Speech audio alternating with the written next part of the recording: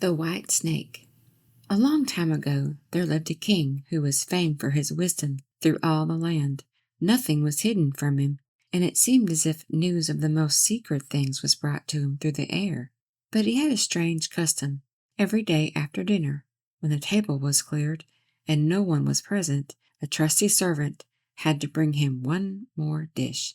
It was covered, however, and even the servant did not know what was in it. Neither did anyone know, for the king never took off the cover to eat of it until he was quite alone. This had gone on for a long time, when one day the servant, who took away the dish, was overcome with such curiosity that he could not help carrying the dish into his room. When he had carefully unlocked the door, he lifted up the cover and saw a white snake lying on the dish. But when he saw it, he could not deny himself the pleasure of tasting it, so he cut off a little bit of it and put it into his mouth. No sooner had it touched his tongue than he heard a strange whispering of little voices outside his window. He went and listened, and then noticed that it was the sparrows who were chattering together and telling one another all kinds of things which they had seen in the fields and woods. Eating the snake had given him power of understanding the language of animals. Now, it so happened that on this very day the queen lost her most beautiful ring, and suspicion of having stolen it fell upon this trusty servant, who was allowed to go everywhere.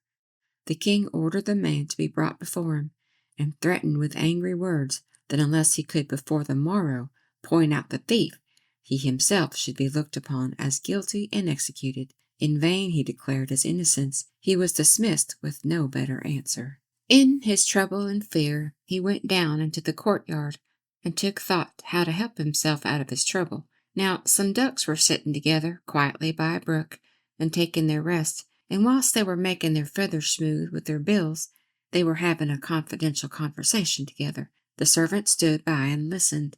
They were telling one another of all the places where they had been waddling about all the morning, and what good food they had found.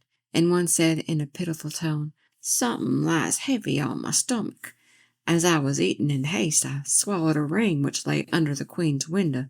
The servant at once seized her by the neck, carried her to the kitchen, and said to the cook, "Here is a fine duck. Pray kill her." "Yes," said the cook, and weighed her in his hand. "She has spared no trouble to fatten herself, and has been waiting to be roasted long enough." So he cut off her head, and as she was being dressed for the spit, the queen's ring was found inside her. The servant could now easily prove his innocence, and the king, to make amends for the wrong, allowed him to ask a favor, and promised him the best place in the court that he could wish for. The servant refused everything, and only asked for a horse and some money for traveling, as he had in mind to see the world and go about a little. When his request was granted, he set out on his way, and one day came to a pond where he saw 3 fishes caught in the reeds gasping for water. Now, though it is said that fishes are dumb, he heard them lamenting that they must perish so miserably, and, as he had a kind heart, he got off his horse and put the 3 prisoners back into the water. They leapt with delight, put out their heads, and cried to him, "We will remember you and repay you for saving us." He rode on, and after a while it seemed to him that he heard a voice in the sand at his feet. He listened and heard an ant-king complain, "Why cannot folks with their clumsy beasts keep off our bodies? That stupid horse with his heavy hoofs has been treading down on my people without mercy."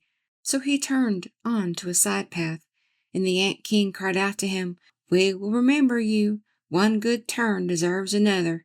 The path led him on into a wood, and there he saw 2 old ravens sitting by their nest and throwing out their young ones. "Out with ye, you idle, good-for-nothing creatures," cried they.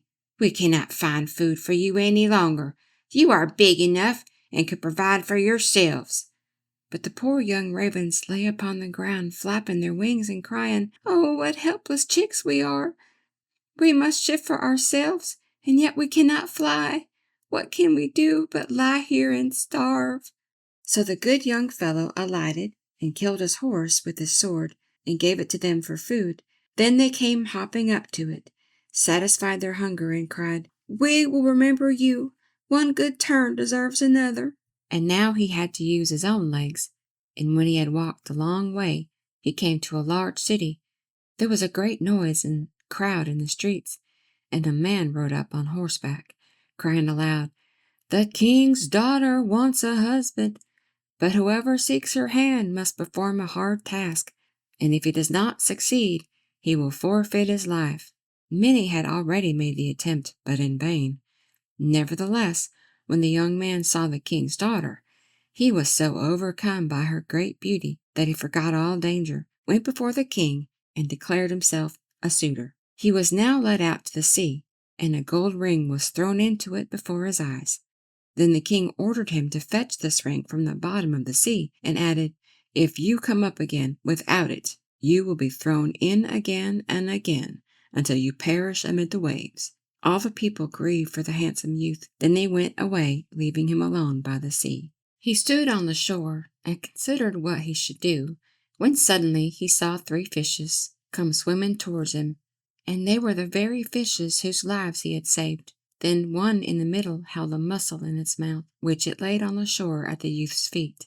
And when he had taken it up and opened it, there lay the gold ring in the shell.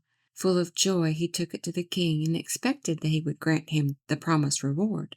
But when the proud princess perceived that he was not her equal in birth, she scorned him, and required him to first perform another task. She went down into the garden, and strewed with her own hands 10 sacks full of millet seed on the grass. Then she said, "Tomorrow morning, before sunrise, these must be picked up, and not a single grain be wanting." The youth sat down in the garden and considered how it might be possible to perform this task, but he could think of nothing, and there he sat sorrowfully, awaiting the break of day, when he should be led to death. But as soon as the first rays of the sun shone into the garden, he saw all 10 stacks standing side by side, quite full, and not a single grain was missing. The ant king had come in the night with thousands and thousands of ants, and the grateful creatures had by great industry picked up all the millet seed and gathered them into the sacks.